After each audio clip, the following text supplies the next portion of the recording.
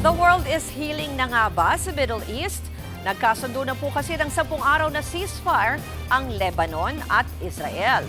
Nagdiwang sa kalsada ang ilang residente sa Beirut, ang capital city ng Lebanon. May mga nagpaputok pa nga ng fireworks.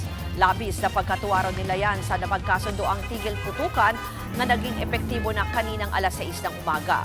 Sa ilalim nito, gagawa ng hakbang ang Lebanese government para hindi na umatake sa Israel ang militanteng grupong Hezbollah.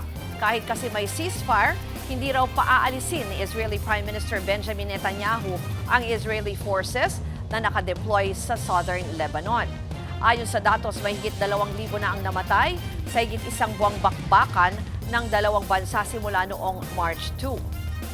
Samantala, kinumpirma rin ni US President Donald Trump na posibleng maganap ang sunod na pag-uusap ng Iran at Amerika sa Pakistan ngayong weekend. Giit ni Trump, malapit nang matapos ang gera.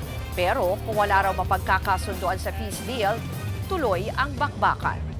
Mga kapatid, Ruth Cabalco, para sa mabilis na pasada ng mga balitang dapat niyong malaman, mag-follow at mag-subscribe sa social media pages ng News 5.